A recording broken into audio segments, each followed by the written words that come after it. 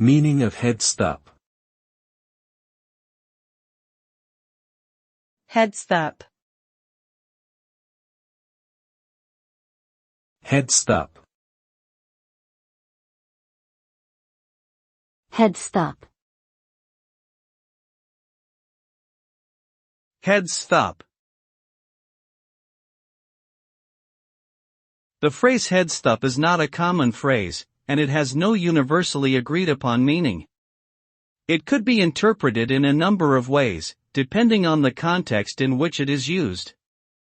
For example, it could be a slang term for headbutt, a type of physical attack in which one person uses their head to strike another person in the head.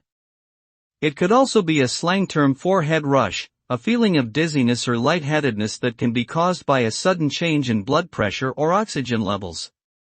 Additionally, it could be a misspelling of the word stupefy, which means to make someone stupid or senseless.